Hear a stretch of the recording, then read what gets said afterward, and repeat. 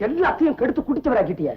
இனிமே ஒரு நிமிஷம் கூட இந்த வீட்டுல நம்ம தங்க கூடாது. ஆமா, இரும்பு பெட்டி பீரோ இதெல்லாம் இப்படி திறக்கிறதுக்கு உனக்கு தான் தெரியும், போலீஸுக்கு தெரியும்.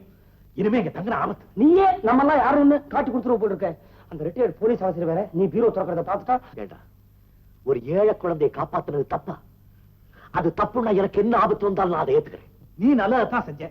ஆனா நல்லது கெட்டது, நியாயம் அநியாயம் இதெல்லாம் பாக்குற நிலைமையில நம்ம இருக்கோம். ஆமா சிவா, ராத்திரியா நம்ம போயிடுவோம். எதுக்கும் வெடிச்சளவுக்கு கொஞ்சம் எடுத்துட்டு போயிடுவோம். இரு, எல்லாரும் தூங்கிட்டாங்களான்னு பாக்குறேன்.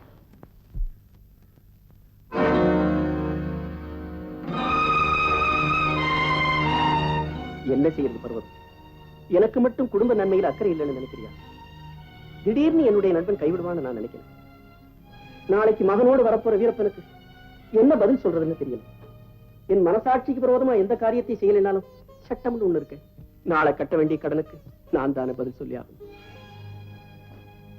உங்க கடன் பிரச்சனைக்காக நம்ம பொண்ணு எதிர்காலம் பாழாகணுமா? அந்த பைத்தியத்துக்கு லட்சுமி வாழ்க்கப்படணுமா தான் கேட்கிறேன். கவலைப்படாத பர்வதம், நம்ம யாருக்கும் எந்த கெடுதியும் செய்யல. கடவுள் நம்ம கைவிட மாட்டார். கடவுள் கடவுள் கடவுள். லட்சுமியுடைய நிலைமையை நினைச்சு பார்க்கும்போது எனக்கு இருந்த தெய்வ நம்பிக்கை எல்லாம் போயிடுச்சு. கஷ்டம் வரும்போதுதான் கடவுளை நினைக்கிறோம்ங்கிறதுல அர்த்தமே இல்லை. அவர் எப்பவும் நம்ம பக்கத்துல தான் இருக்காரு.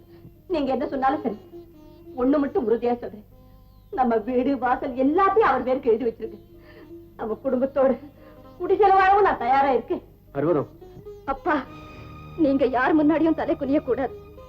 நான் அவருடைய மகனையே கல்யாணம் செய்துக்கு தீர்மானிச்சிட்டேன். லட்சுமி, அவசரப்பட்டு எந்த முடிவுக்கும் வந்துடாதுமா. இல்லம்மா, என் எதிர்கால வாழ்க்கை சோபிக்கலனாலும் தந்தைக்கு செய்ய வேண்டிய கடமையை செய்தேங்கிற நிம்மதியாவது எனக்கு இருக்கும்.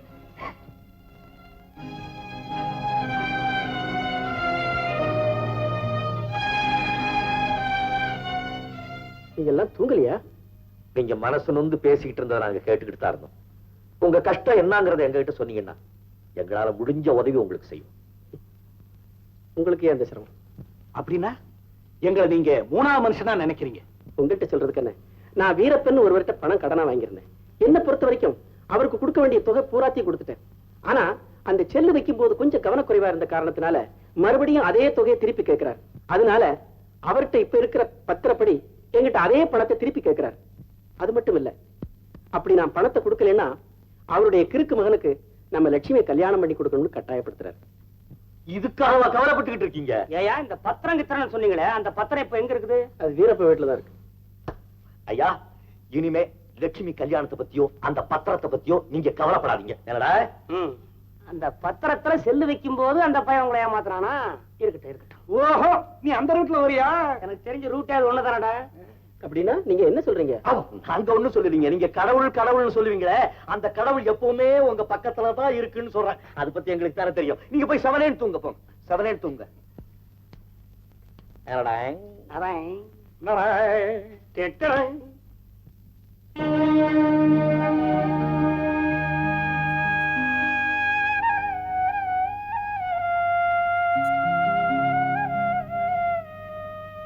கல்யாணம் செஞ்சுக்கிறதா முடிவு பண்ணிட்டாப்ல இருக்க?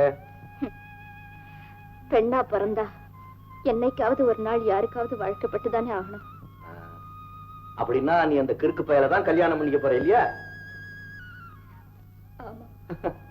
இந்த பாரு, தியாகம் பண்றதுலயும் ஒரு அர்த்தம் வேணும் தெரியுமா? நீ இப்ப அவனை கல்யாணம் பண்ணிக்கிட்டா உங்க குடும்பத்துல இருக்கிற பிரச்சனை எல்லாம் தீர்ந்து போயிடுமா? அது எப்படி ஒரு பொண்ணு ஒரு பையனை காதலிச்சு இன்னொரு பையனை கல்யாணம் பண்ணிக்கிறேன்னு சம்மதிக்க முடியும்? எனக்கு புரியலையே. அப்படின்னா நீ அந்த அழகான பையன் கூட ஓடி ஆடி விளையாண்டது, காதல்னு பேசினது எல்லாம் உனக்கு ஒரு பொழுதுபோக்குக்காக தான் இல்லையா?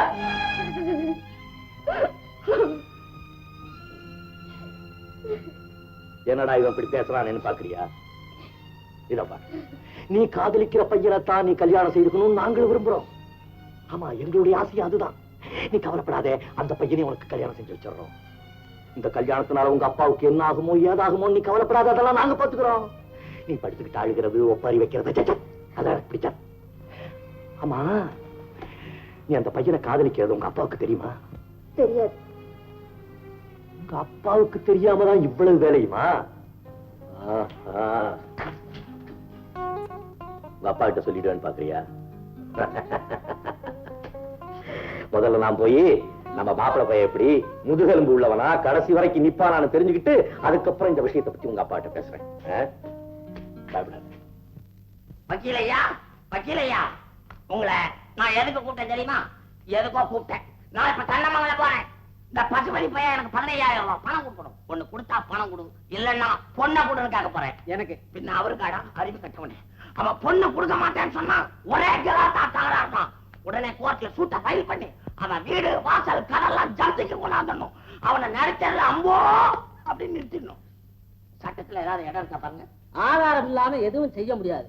பத்திரங்கள் தேவை அதுக்கெல்லாம். இருக்க விடுவேனா? அவன் சிங்க என் கையில தானே இருக்கு.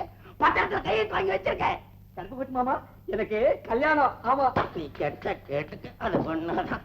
பையன் தங்கமான பையன், ஊருக்கே செல்ல பிள்ளை. அமாவாசை வரக்கூடாது. ஐயா, நீங்க எந்த காரியத்துக்கு அவசரப்படாதீங்க. லட்சுமியோட கல்யாணம் ஜாம் ஜாம்னு நடக்கும். அத முறைப்படி நடத்தி வைக்க வேண்டியது எங்களுடைய கடமை. ஆமாங்க, உங்களுக்கு எந்த கவலையும் வேண்டாம். வாங்க.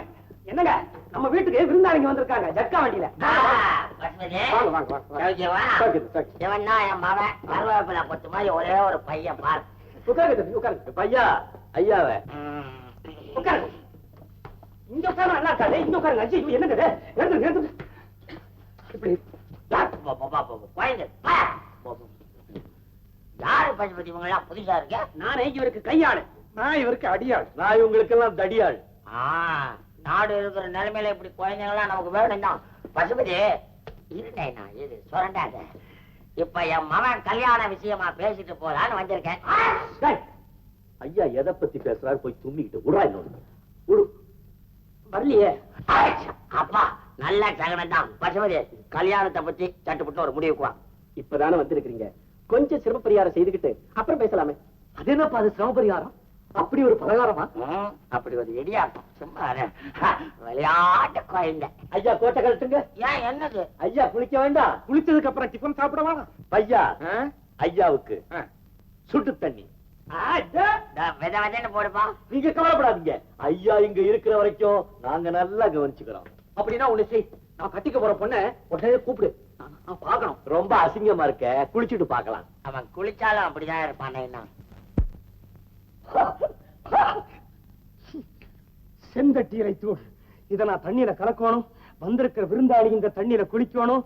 உடம்பெல்லாம் வீங்கணும், சொரிஞ்சு சொரிஞ்சியே சாவணும். அப்பனும் பிள்ளையுமா சேர்ந்து சாவணும்.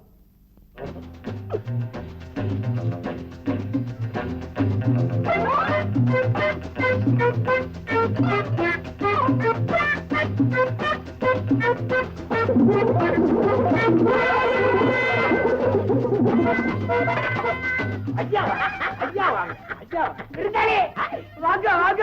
என்ன அன்பு பசங்களுக்கு. ஐயா, ஐயாவுக்கு தண்ணி ரெடியா? தண்ணி ஐயாவுக்கு. இத போடு. நானும் நைனாவா?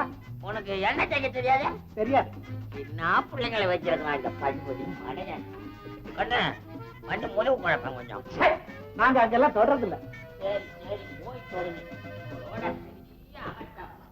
ஏழுமலையானே கோயிந்தா கோயிந்தா. என்னப்பா முருகா, என்னப்பா கோயிந்தா. ஐயா பெரியவரு போயிருக்க, சின்னவரு வாவாரு. ஏழுமலையானே கோயிந்தா கோயிந்தா. தம்பி அப்பா கோபாலகிருஷ்ணா முருகா முருகா முருகா. ஐயா கோயிந்தா கோயிந்தா கோயிந்தா கோயிந்தா. ஐயா கோயிந்தா கோயிந்தா கோயிந்தா கோயிந்தா கோயிந்தா கோயிந்தா கோயிந்தா. அழைக்குது.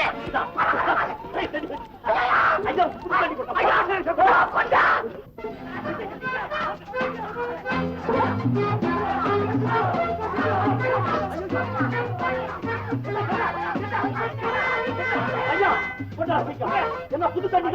புது தண்ணி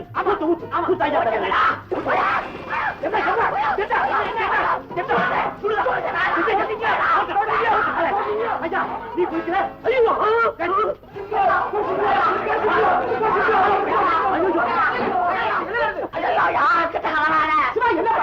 ஒண்ணு இல்லைங்க, இந்த மடப்பைய தெரியாம சுடு தண்ணியை ஊத்திட்டான். அது இல்லைங்க, பச்சை வெண்ணி தண்ணி. என்ன ஒரு தண்ணி மேல பட்ட உடனே எங்க அப்பா டான்ஸ் ஆடினாரு பாருங்க, நல்லாவே இருந்துச்சு. உடம்பெல்லாம் குப்பிளிச்சு போச்சே, கொஞ்சம் என்ன தடவட்டுமா? ஐயா தோலை உரிக்க பாக்குறான். தப்பா நீ நல்லா இருந்தா சாமி போய் பசுமதி.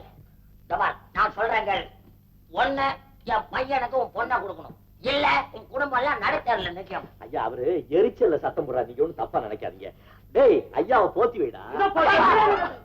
ஐயா நீங்க எப்படி இருந்தாலும் இந்த வீட்டுக்கு சம்பந்தியா வர்றவங்க, இப்படி ஆத்திரப்பட்டு பேசலாமா? அவர் என்ன நினைக்கிறாரு, கிளியா வளர்த்து இந்த பையன் கையில கொடுக்கணும் என்னதான் அவர் சொல்ல மறைக்கிறத நாங்க வெளிப்படையா சொல்றோம், அவ்வளவுதான். என் பையனுக்கு நான் குறைச்சேன், பையன் என்னமோ புத்திசாலிதான். ஏப்பா நீங்க எது பேசினாலும் என்ன ஒரு வார்த்தை கேட்டுக்க. ஆமா உட்காரு, நான் சொல்லிக்கிட்டு இருக்கேன்ல, ஊர்ல எங்க குடும்பத்து மேல பொறாம பிடிச்ச பசங்க ஊரெல்லாம் என் மகனை போய் அரலூசுன்னு பொருளைய கழிப்பு விட்டாங்க. நல்லா கவனப்படுத்தி சொல்லுங்க, பிள்ளைய பார்த்து அரலூசுன்னு சொன்னாங்களா இல்ல முழுசுமே அதான் சொன்னாங்களா? நான் கோபக்காரன், என் வாயை புடுங்காதுங்க. அதெல்லாம் எனக்கு வேணாங்க. நீ தானே சுரத்தண்ணி, உன்னை அப்புறம் கவனிக்கிறேன். எனக்கு பணம் காசு கூட வேணாம்ப்பா, நம்ம சம்பந்தம் தான் வேணும்.